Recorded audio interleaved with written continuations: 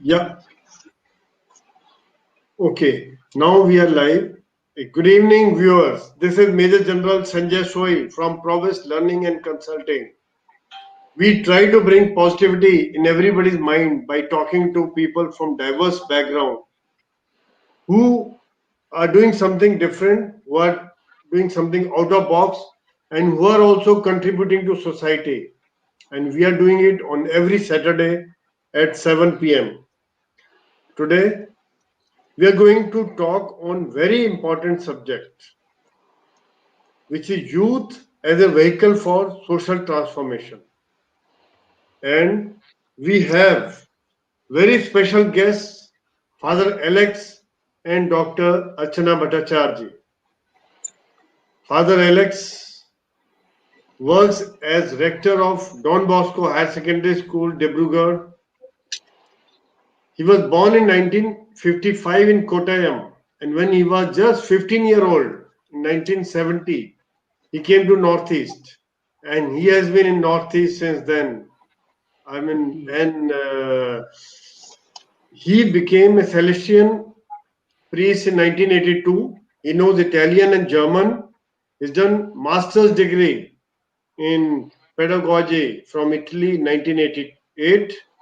Worked as rector and principal of various Don Bosco institutions, Nagaland, Manipur, Arunachal Pradesh, and Assam. And now also, besides being rector of Don Bosco Higher Secondary School, Dibrugarh, he is also contributing his bit among the tea garden people of Upper Assam. The other prominent guest, and we are lucky to have her, Dr. Archana Bhattacharjee. She is an educator, social activist, philanthropist, and former state level badminton player. I'm very happy for that.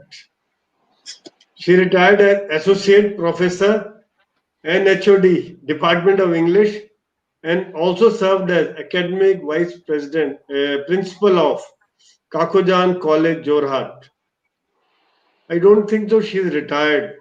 The way I'm going to talk, the kind of activity she is into, she's probably only re-attired in army term when we retire and change civis. As a researcher, she had presented more than 75 research papers at national and international level. Founder and president now of NGO Navkiran Manch, working for empowerment of tea community, women and youth. A drive to work towards social cause has led her interest into gender equality, rural development, Dalit and cultural studies. Recipient of various awards, she is advisor of International Youth Committee, Joint Secretary East Zone of All India Association of Educational Research, District Coordinator of Council for Teachers Education, Honorary Faculty of Dr. Ambedkar Career Guidance Center, Jorhat, and she was appointed as Chairperson of South Asian Women Commission at a summit held in Colombo in 2018. She is also a recipient of India Peace Prize from International Youth Committee at Constitution Club in Delhi. Fellow Award from Royal School of Educators, Singapore in 2018. And then, I mean, I can't say that she's retired, and none of us will say that she's retired. With so many activities with her, and I think she is more busy than when she was working. And she believes in service to humanity is service to God. That's the ultimate thing. And I've seen her a number of times, her activities and all. And today, coming to the topic is again youth as a vehicle for social transformation. So before we take on the subject as such, let's understand that what are the challenges being faced by the youth in present time? What is the solution? Then only we can think of that how can they be vehicle of social transformation. So Archana, will you take on that? Then we'll with the experiences of father also. Uh, Before I get into that particular question which you have raised just now, I would just like to say a little bit about youth and social transformation. That would make it easier for us to understand the context. Yes. As we all know, the transformation of a society or a nation actually can be achieved and sustained only if young people are actively engaged and guided to make significant contribution to this purpose. But youths must be taught from a very early age that the only religion they ought to follow is service to humanity. I believe in that too. A nation becomes strong only when the youth are engaged constructively. From ancient, uncivilized society to modern 21st century, youths have never stopped on their path. In this context, I'm reminded of Swami Vivekananda, who once commented, I quote, today's youth should devote their lives for the spread and realization of thoughts and ideas of the world, unquote.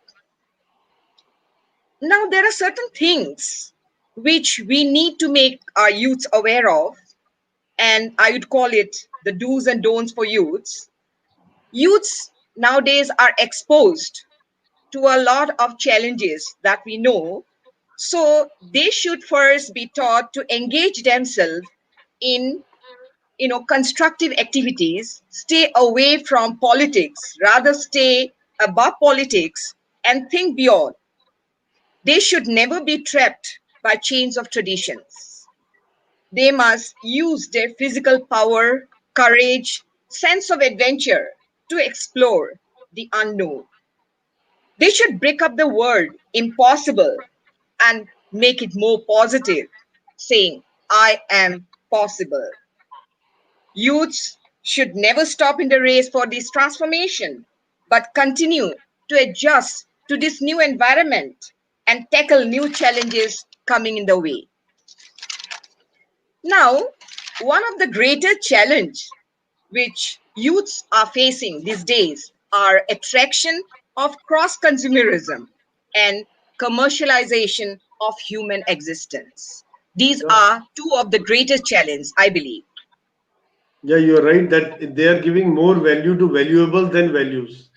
Right, very correct. And so we actually have a big responsibility. We have to help the youths to overcome these kind of challenges. And how do we do it? Do you want me to answer that query? I've Yeah, raised the yeah. question myself. Well, we should motivate them. That's the first thing we ought to do, to consider the prospect of becoming social entrepreneur and working for thousands of deprived and disadvantaged groups of people.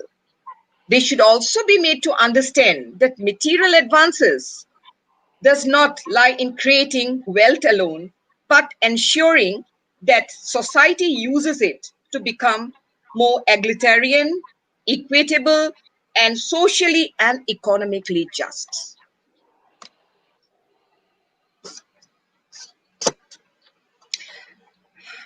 Anything else you'd like to Yeah, yeah. Can Yeah, Father, would can you I just like to add comment? something?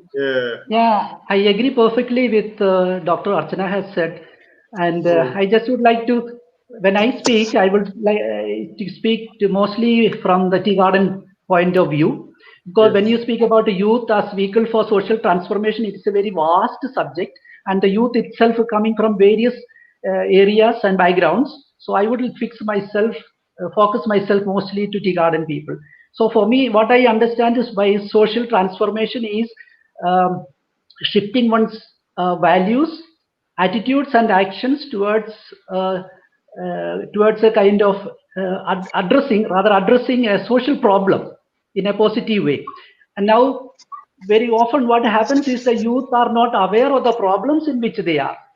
So, what we can do is make them aware of the problems in which they are.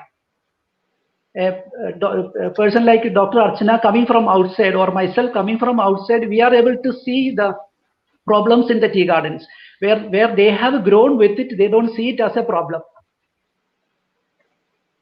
Yes, in True. fact, because they're totally involved there, and Yes. once we are exposed to more world, we are exposed to the freedom, we are exposed to the economy, and what Dr. Archana just brought out is so important for youth to be nurtured in a right manner, because especially for India, I think that India is a young country. What we have is we have 50% population is below 25. 65% population below 35, and this year average age is going to be 29. So the future lies in the hands of, especially in case of India, the future lies in the hands of youth. So whatever manner they take, whatever the way they are nurtured, the way they are groomed, it will make a lot of difference how the India will grow, how the humanity and how the society in India will grow. So I think I fully agree with you, Dr. Archana and Father Alex, that we need to work on the youth. And then when we talk of uh, say tea gardens, when Father just mentioned, what are socio-economic scenario of tea tribes when we talk of? What are the challenges being faced by tea garden workers? And what is the way ahead? So Uh, that question is directed to me. yes, Yes. Archana, Doctor, yeah. Okay. Would or father wants to talk about it, or No, no. Yeah, yeah, Doctor, okay, okay, Father fine. may. Okay, now I would proceed, start from the problems, no? Problems, situation analysis. From there we go. For example, they are as a people, they are very good people, simple people, very talented people, and they are very pliable people. And because they are pliable, because they are simple, they are easily manipulated, and they are also used for economic gains by others as vote banks, and they so we need to make them aware of. First thing is education. Education to give a mass education is the first challenge I feel, where they are able to think for themselves, act for themselves, and plan out a future for themselves. Yeah, yeah, Okay. Doctor Archana. Another thing which I would like to point out here is that the Plantation Labor Act of 1951, that regulates the wages, the duty hours, the amenities, which are provided to the tea community people by the management. But unfortunately, as I say, it has not been fully implemented. And sometimes even the amenities which are provided to them are of very poor quality. As you have asked me to highlight the socio-economic scenario, that is why I'm stressing on this particular point. And many of the laborers are actually considered as unskilled. They are paid wages which is lower than the minimum wage for agricultural workers. The present government, of course, in 2018, have increased the wage to rupees 167, but still it is well below rupees 350 as demanded by the workers. The arrears due after every wage agreement are seldom paid or are irregular. That's So a it very is vital basically point. exploitation of these people Yes, is there at true, ground level. very true, very true. The colonial hangover remains. The British have Yes. left, but they have Mhm. left their legacy behind. And then again, when we talk about the socio condition, the laborers live in congested coolie lines, or they are referred to as bastis here, and their houses are very, very unhygienic and hazardous. That is what I have seen with my own eyes. They live in coolie lines and they use water from conventional sources like ring wells and ponds provided by the management. And there's no provision for any kind of social security system or insurance system by the management or the state government. As far as the women workers are concerned, because I am primarily interested in that area too, we see that they are paid less than the menfolk and seldom get maternity leave. These forces them sometimes to continue working even during pregnancy and after pregnancy too. And as far as the educational scenario is concerned. Father, can I carry on, or would you Yes, like yes. to?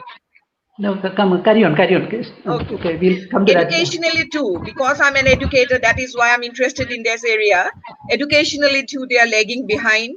The literacy rate is considerably lower than the other communities, and the growth of the primary education is poor. Just 20% of children attend the Anganwadi centers. The universal enrollment alone cannot actually ensure education. The enrolled children must complete the full cycle of elementary education. But here there are certain problems like non-availability of schools, high schools, higher education institution in those areas. So even if the students, the T community students, complete uh, the primary education or maybe the high schools, there are a few high schools, no doubt, but they are located in very distant areas, so it becomes very problematic for them to walk long distance to attend those schools. And then again they have these financial problems, so they are unable to go for higher education if they, even if they want to also. That is another thing, another big problem for the youths. And the schools, the primary school, basically I visited quite a few out there during my work, and I have seen that the infrastructural facilities are really not up to mark, not the way we would expect it to be. And school management also do not function in the manner in which they ought to. Maybe one of the reason is could be that the guardians who represents the guardian section, the people who represent the guardian section in the management committee, they are, most of them are illiterate, so they do not give due importance to education. They are not concerned, even if they find that their dropout rate is very high, they do not take that issue very seriously. So that is another vital problem. And of course there should be higher education institution in the nearby areas so that it becomes easier for the youths to attend. If they're interested in going for higher education, then of course financial problem is always there. The wages they earn is not enough to tend to all their needs. Then unemployment problem, even if they complete their education, they do not want to join the work, their parents in the plantation work, so they get stuck there because they do not get good jobs. Then they are not computer literate. Then again there is language barriers, and then there are problems of road and transportation too. They cannot commute regularly to institution distant areas. So these are some of the problems, very vital problems that the ST community Absolutely. youths are facing right now. Yeah. In fact, Dr. Archana, I fully agree with you that because the education would help in empowering them. Very true. If the moment they remain uneducated, they will continue to be exploited, and the next generation will also remain so only. I mean, next generation will not improve. Father Alex, would you like to contribute into this Yeah, field? This is for very the important. yeah, I would like to share my own personal experience. I for the past 6 years I was very much involved in the middle of the tea garden where we have an English medium school. We started off with a low pay scale, 200 250 rupees, but even then people were not coming in. I had to go and force them to come inside, and not and we had some neighboring schools of the tea garden and also of the government. There also students were bunking the school, and in the village, I would be the only one telling the students, "Did you go to school? Why are you bunking the school?"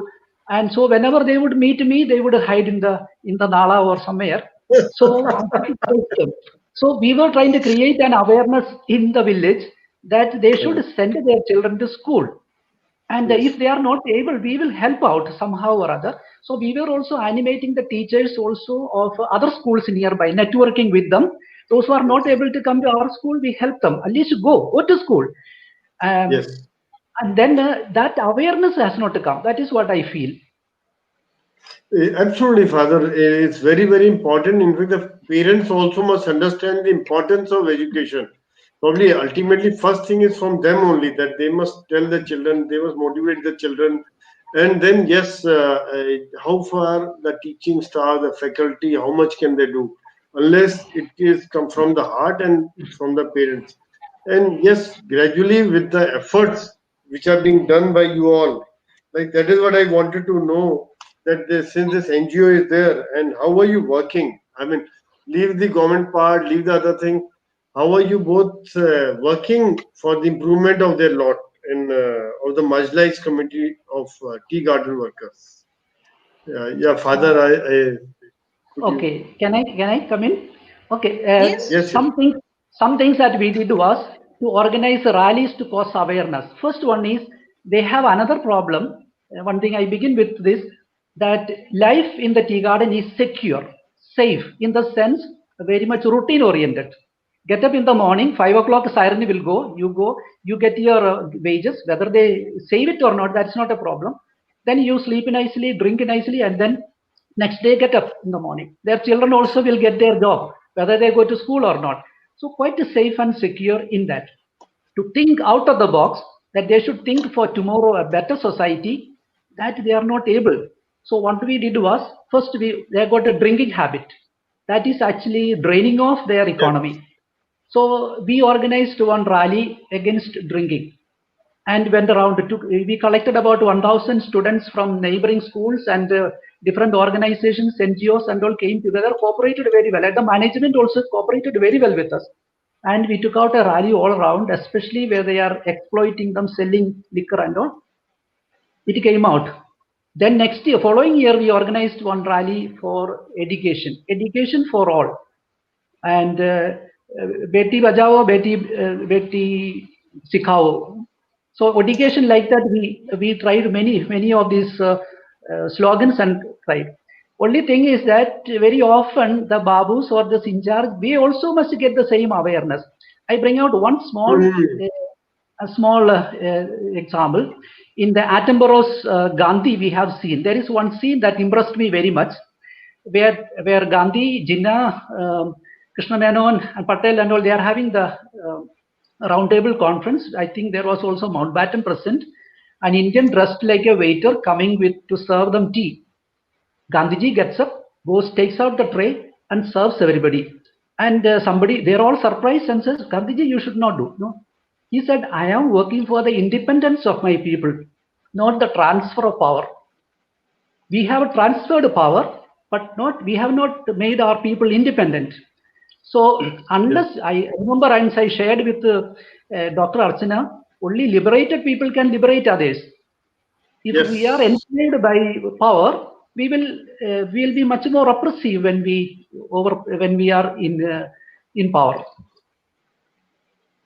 So this Yes, Father. mentality is there. Yes. Very, very important actually point that besides being independent physically, the mentally, the spirit, the soul should also feel liberated. Then only the mindset must change that yes, we are free Indian, we can do and we got to have initiative. And whatever we do, we are doing for our own country. Yeah, Dr. Archana, would you like to add something? Uh, yes, Sanjay. First, I would like to say that I worked for 33 years in a rural college, and all around us there were tea gardens. So most of the students attending the college belong to the tea community.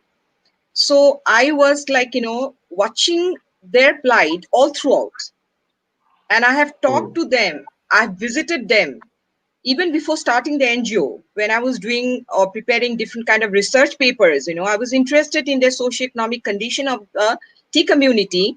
So for collecting data, also I used to visit the gardens, and then I saw that the conditions over the years have not changed. It's still the same what it was earlier. There was no change. But then gradually, I noted that some of the youths who have come forward for higher education, in spite of all the constraints, they were desperate to bring about certain changes in their community because they did not want to live in the same environment as their parents were.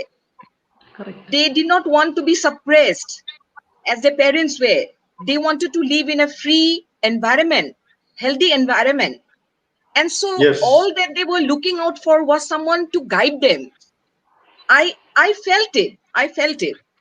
And then what happened? once it just so happened that I had to go to Delhi to present a paper, and I was collecting data from 3 tea gardens. And there were a couple of boys, my former students, who were helping me in collecting the data. I worked with them. And while I was working with them, I got more close to them. And then I realized that given the right kind of guidance, these guys, these youths are capable of doing immense work.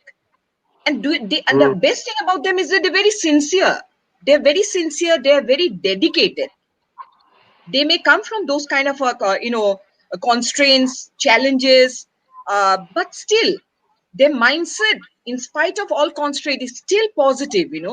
That is what I find very surprising. They are not even able to get, sometimes not even able to get 2 square meals a day, yet they are ever smiling. As father said, they're very simple people, very happy-go-lucky people. This is something we all need to learn from them. We have everything, but still we are always full of complaints. Whenever we Yeah. meet one another, we always start on a complaining note. But when you meet these people, the first thing you'll notice is a smile on their face, Yeah. and they're always eager to learn. And that is why this thought came to me just after that conference, which I'd attended. I'd met a professor from Delhi School of Economics, Professor B.P. Singh. So he actually suggested that I should go forward and work for the tea community. And Okay. I gave a deep thought to that. And then one bright day, I decided, yes, that is my calling. And I just walked forward and I've never looked back. So it was a very nice journey for me, a very, what do I call it? A very satisfying experience for me. And I want to now devote myself entirely for the upliftment and for the empowerment and do whatever I can within those constraints. I want to do all I can to bring them out of that environment, because they are desperate to come out. They just are looking out for someone to show them the light. Yeah. So let me see if I can be that light to a certain extent. Can I just Nini, add that's one very, more very point? interesting and very nice. Yes, Father, you're saying something.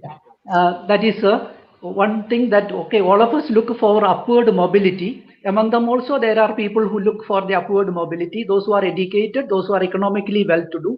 But unfortunately, many people I have observed, those who are little well-to-do and educated, they try to move away from their community and settle Yeah. outside. But instead, we have to create a community responsibility that they should go back to their community and empower the community. Because if the community is not empowered, the group will not come up. And the reason I used to think was they have, or we, all of us have got some way or other, we internalize some of the social structural system of oppression and privilege. It could Yes. be caste system, it could be based on haves and have-nots, racial discrimination, gender discrimination, all that comes from this. If I consider my race as superior, genetic superiority, black and whites, or a gender, male, female, chauvinism, all these things will come.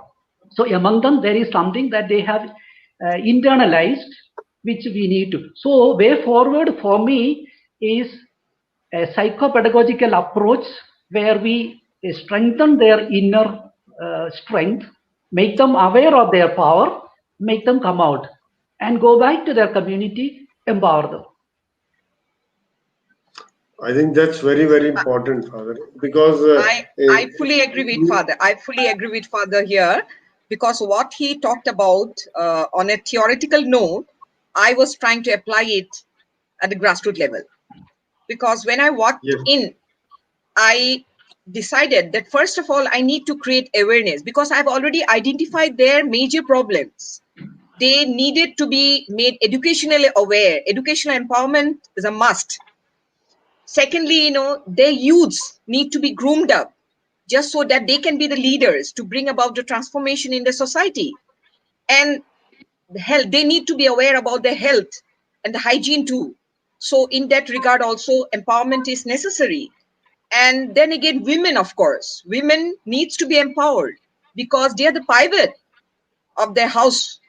And so if they are empowered, if they are made knowledgeable about their responsibilities, then they can definitely bring about a change in the house, then in the society, then among in the community at large. So we targeted our work in such a way that first few year 2 or 3 years we concentrated on organizing different kind of awareness programs in the gardens which we have covered so far. And secondly, I decided that without support from youths, I cannot walk forward. So I identified such youths who can become good leaders. And then Yes. I trained them well. And now I am proud to say that we have some really, really very strong, empowered leaders in our midst. Like, but here I would like to tell you one thing. Normally, when people talk about NGOs, the first question is there, can I become a member? So there are many outsiders wanting to join the NGO. Everybody has their own vested interest there, here and Yeah, there. yeah, But yeah. what Sanjay, what I have tried to do is that keep away others. I only want the tea community youths to join the NGO because I firmly believe in that adage that only the wearer knows where the shoe pinches. Because they belong to the community, they have gone through all the suffering over the years. They know, they can identify, and they can work better to come out of that pain, out of that suffering, out of those negativity which had affected them all throughout their lives. And if you groom them well, definitely they will work for the community and they'll work for the future human resources to in the community. And I have a few in my NGO who have that kind of a mindset, and they're supporting me and I'm supporting them all throughout. So I'm happy. Till now, I'm happy with the work that my leaders are doing. I call them my COVID leaders now. No, Yeah. no, that is very, very interesting. In fact, yeah, Father, you were saying something. Yeah. One more thing is regarding bringing outside people, because when we come and animate them, empower them, motivate them, finally the decision must come from them. The plan that they have for their development must come from their mind. If we give them, it will be ours. But if it comes from them, then they will take it up. It will remain forever because they have it to make. They become take part in the participate in the decision making process. And for me, what I would think is trying to give them a critical thinking. That is, it's a process where one is able to go back to the origin of the information, knowledge, and evaluate critically who is going to benefit from this knowledge, who is going to take, and then work in a positive way for working from the reality, evidence, rather than listening to somebody and following that way. Critically analyze and think for See, oneself independently. yes, yes. Anyway, I'm liking the concept as such because here you are empowering them, developing the leadership traits, and by giving them responsibility. The moment you give them responsibility, the learning is much more. The automatically the leadership trait comes in, and then he knows what is required, what is needed, and then the feedback system is there.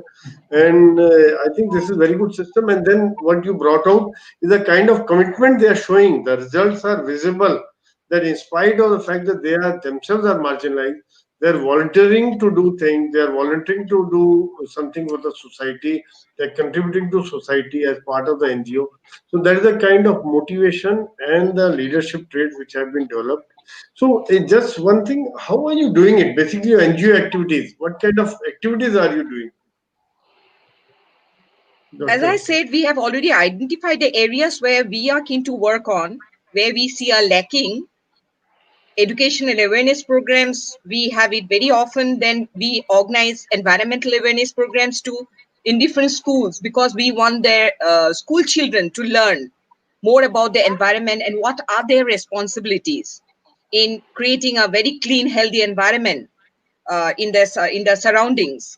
And then again, of course, we organize different kind of youth empowerment programs, as Father had just recently cited. uh, Actually, before registering as an NGO, I worked as a group with my boys and girls. And Okay. when we were organizing any kind of program, I never used to take the lead. I would always give the responsibility to them. I would hang That's around, the, I think, but best way to give the develop leaders. responsibility to them. And then I Yes, never questioned, because I wanted to teach them how to manage things on their own. I wanted them to be transparent. I wanted them to acquire a lot of skills, which they won't if they come into yes, money immediately. So I yes. wanted to see how accountable they are, and to acquire managerial skills also, how to become decision makers, and as father said, to become critical thinkers. Like a problem crops up just before the start of a program, how would they decide what to do at the last moment?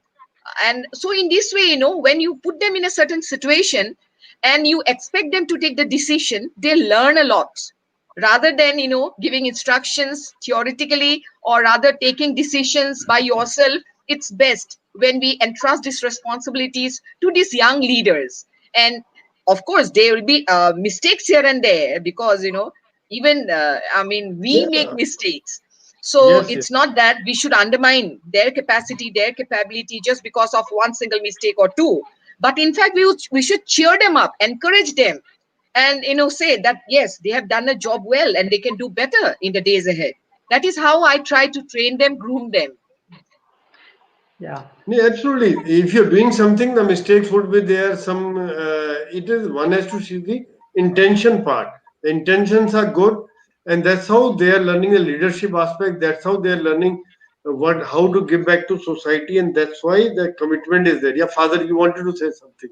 That is when I went there. We had already school just started, and I made it. I brought out this quality. I wanted to give them quality education. We got about 30 computers, libraries, laboratories, all that, so that in fact people who came from outside, they were surprised to see that there is a school existing like that. When I went there, there were knee deep holes on the road, but we made the people aware. Collected signatures from so many people. Collected, went from place to place, office to office. Now we have a good road reaching up there.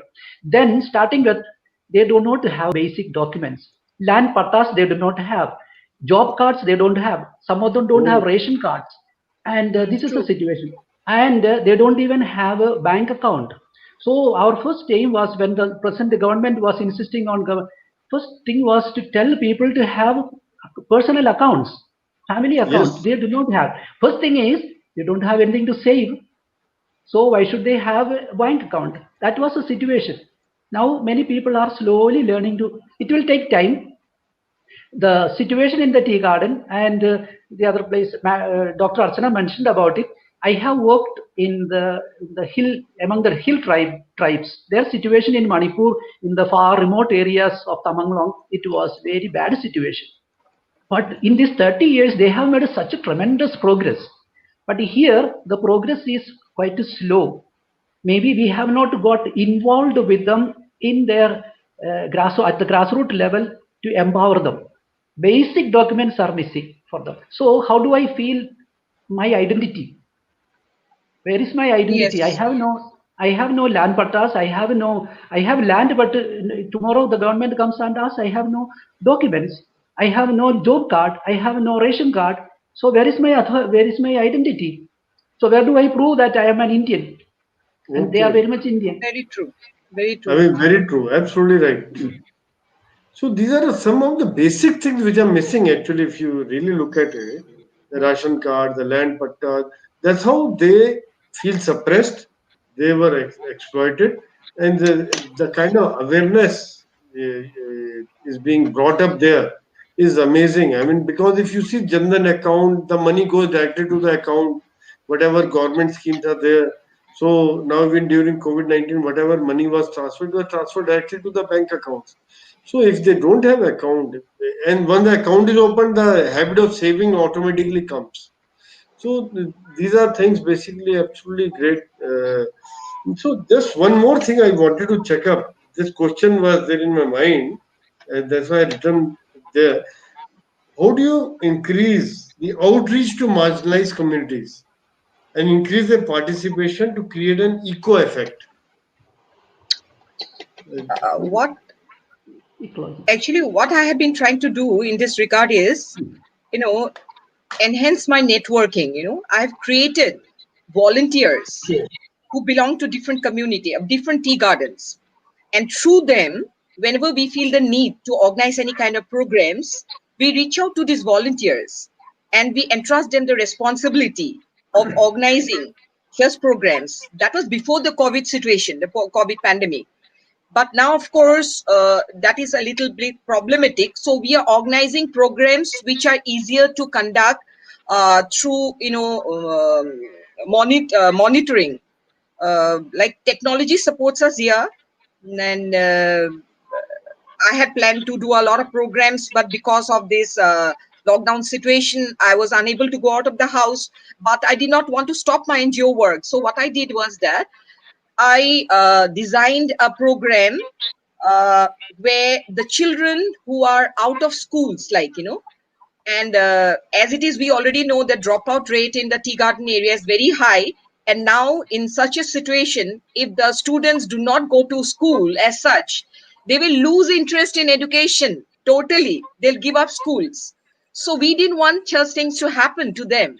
And that is why, through my volunteers, in some of the gardens, we have opened up a center, like where with the Okay. permission from the guardians, Okay. we have call them in, and we have observed all the rules and regulations which have been given to us by the government, like wearing of mask and washing of hands, sanitizing and everything else. We are doing it, but at the same time we are making sure that they come forward to the centers, and they do some exercise, they do some pranayam, they do some learning activity, and they are engaged in something constructive during this period.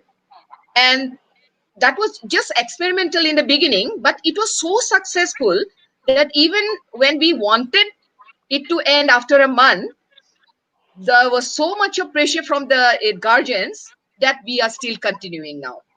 And we don't want to give up also. And the volunteers also are so actively engaged in this, and they are very happy. Now they feel that it is their responsibility to do this much for the community. And I'm really, really proud of the work that they are doing. They're doing amazing work, Sanjay. I'm telling you, amazing. In fact, Yeah. I was seeing the pictures of the NGO activities on the Facebook and on social media. I was sort of apprehensive. I said, okay, they're doing, but then I noticed that distance is being maintained, all the precautions are being taken, and then the positivity is being brought in there, the happiness, the commitment, and they themselves are volunteering to do this, and this sense of achievement it gives them also. They people, though they are from same community, but whatever, if they are given responsibility, they are doing something for the community, then they get a sense of achievement. Then it brings a different kind of strength, what we can call it spiritual strength or mental strength, and then they can never go wrong. They will become a good human being. That's a very good thing which will happen to them. So that's a great thing. And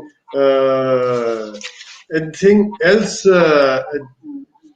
Archana, you would like to add, or Uh, Along with the preparatory school program that we are running, we are also running two other programs at the moment.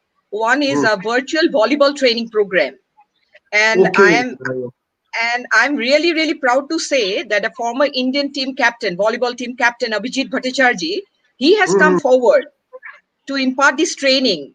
And we had never dreamt also that this could happen at a virtual level, but it's happening every day at 7 o'clock.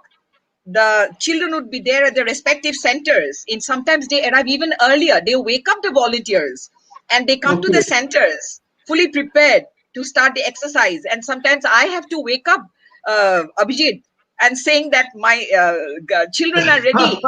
He said, just give me 5 minutes. I'll be there. And then the training starts. It goes on for one and a Yeah, half hour or so. being And Fauji, I'm so happy that you are starting the sports activity because that is another thing which is lacking in India. So some outdoor activity and sports activity. That's again a very good thing. And thanks to Abhijit, I think that's a great initiative by yes, him. I'll convey your thanks to him. And the Yeah. best part is the best thing about them is that they have got no previous knowledge about sports as such, because they have never had that kind of an exposure, neither at school nor at home. Yet Abhijit was really surprised to see the way they are picking. They're taking it to the sports like a duck taking to water. They're picking up skills and everything so fast. And because they do not have a ball, do you know, they made a bundle out of clothes and they were practicing. You might have seen Oh, that in the video which I had uploaded. okay. You Yeah, must yeah, see yeah. it. You must check out. Oh my So God. Abhijit was saying that you don't need to worry. Even if there's no ball, we can still carry forward with your exercises. You can create a ball with some clothes and just tie it up Yes. together and make it a kind of a ball. We just need to do something, some heavy stuff like a ball, hold it in a hand, and that way also we can practice. So these are all innovative ideas which are being implemented, and the program is going forward, and everybody is happy. They're very enthusiastic. Yeah, yeah. You Archana, I'm very, very sure that you will find some national level, international players coming out of them Sure, because they sure. always come from rural area, the kind of physical toughness, the kind of reflexes. It is just needs some grooming, some molding, and then true. I'm sure some of them would definitely come up at the national and international level. The father, you wanted to say something? I know, and supporting only, and the reason is that they are not brought up like broilers. They have seen the hard life, tough life, Yes, and so their yes. body is able to adjust to any situation. Yes. So it's only to promote them, encourage them. No, earlier we were teaching them how to do pranayam. They were doing free hand exercises too. But now, along with the exercise which were taught by Abhijit, I have seen amazing changes in their body structure too. They are really picking it up and carrying it forward in a very unique way. And I'm really keeping my fingers crossed and hoping that we'll be able to bring out some players to play at the district, then maybe the state. And the sky's the limit. I'm hoping for the international level too. Anyway, Yeah, let's hope sure. so. Let's hope so. Yeah, yeah. Yeah, father, you want to say something? No, only I am still convinced that education is the third eye that opens them to liberate themselves. And they themselves have to be the liberator of their own future and form and shape their destiny. We only can help. And as when you say youth, the first part is why you are you. You are included. I am also included. You and I, we all of us have to help the youth to come up because they have Yes, to shape the future. They have to shape the life for which they are going to live. We have already crossed that stage. That is Yes, my no wish. doubt. Education, education, education. And not an ordinary type of education, critical thinking, critical education. Yes, before I think Archana, I have some pictures of your NGOs. We like your activities, so that I'll just try and show them those pictures. You can explain the activities, whatever is there. yes,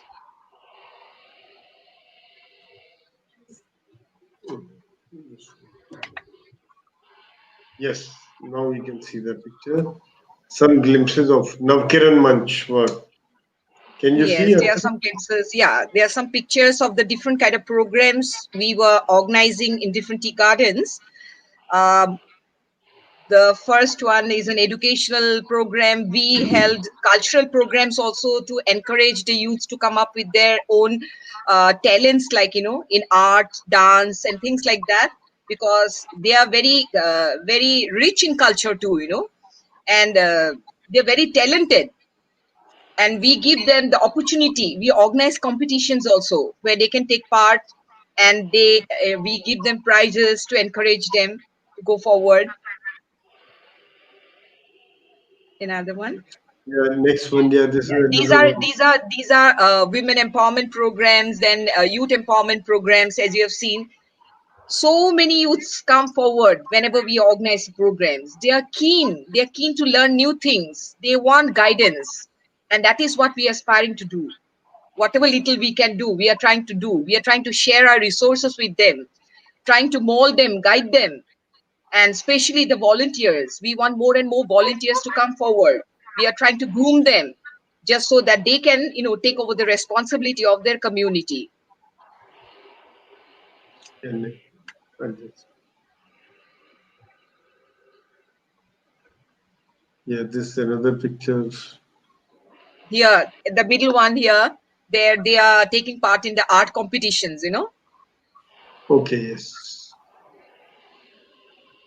And here is a cultural program where we organize group dance competitions where groups came from different gardens to perform, and they were awarded prizes as incentives.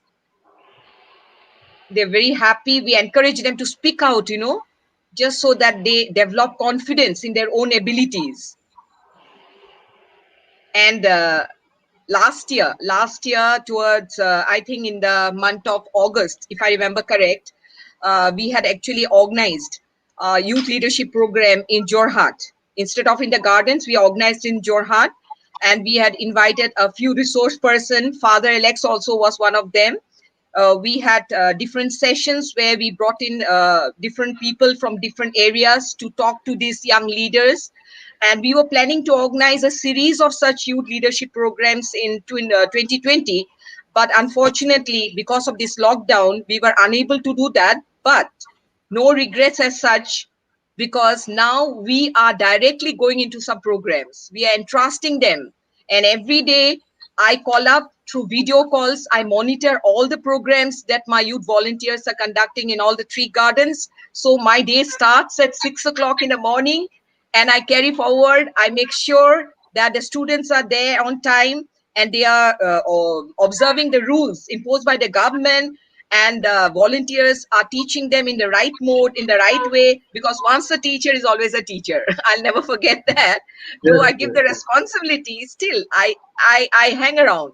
I hang around to make sure, and we run it almost like a real school. It is a virtual affair for me, but in the sense it's a real school, because the volunteers take their attendance. They make sure that the students come. We are trying to be more focused and give more attention to the slow learners. We have identified all the problems and trying to think of solution to the problems. So we are hoping that the students who have attended these programs for the last 1.5 months or so, they have been benefited. We have seen the same. We want to see more changes, and their guardians are also very happy with the changes that they have seen in their own children. That is excellent. In fact, Archana, I would also like to bring out that we are also running a NGO. I also started after retirement. Me and my wife has started a activity of helping out the underprivileged children. And you know what? It is not. I feel we are not helping them out. I am being helped. The kind of satisfaction which we get, the kind of mental spiritual peace which we get, so it is whatever we are doing is fine, but we also are become so peaceful. The kind of happiness which we get, it's very difficult to explain. When True. you serve the humanity, and the whole tiredness goes, we come back fresh, we come back energized. The moment you interact with young people, young children, the energy level, the spirit they show, the desiredness to learn they show, it's amazing. And this is what I am also seeing in the activities by both of you, that this is, I think, universal. If you do something, and one more thing I noticed was when we started the activity, a lot of people volunteered and they came with us, joined hands with us, because where I am living, it's a lot of veterans are staying here. So the veterans were very happy that okay, we are doing something constructive instead of sitting at home watching TV or just gossiping. So this was one very positive activity which they were doing, and then whole activities were being done as a teamwork by all of us. And yes, what Archana you did was we also detailed some volunteers there only who would organize classes. Somebody would organize a whole setup the before the classes start. They like school head or NGO head or class head, those kinds of things which we had made. So, Father, anything else both of you want to share, or otherwise And we are done with I only other last word is at the present school where I am working, the Don Mr. Bosco? Mr. Satma is the father of Conrad Satma. He was the speaker of Lok Sabha. He was a teacher here in our school. Then our present Honorable Chief Minister Sarbananda Sonowal is the past pupil of Don Bosco here. And Chief Justice Ranjan Gogoi, retired. he also passed people here. And so my wish is that even from the tea gardens, good leaders can come up and lead the nation for a better purpose. And that is my wish and that is my aim. Through education, we bring the people up, that all are capable and they should bring the best. Yes, in fact, that is absolutely right. That people from any background and any where they can come up, if given right guidance at the right time, and they can contribute what is happening. What I'm seeing the live examples shared by both of you, and thank you so much. And there have been a lot of good comments. A lot of I people. just I just want to add one little point here. I'd like to Yes, share my mantra. My mantra actually is think globally but work locally. Whatever I yes, have amassed, all the resources, all the knowledge, all the skills over the years from wherever, I am now trying to put that back to where it deserves, like, helping these people. So that is the mantra which I suggest everybody take up. You don't have to yes. move the mountain, but at least you can take that first step towards the mountain. So we have taken that and we are not planning to look back.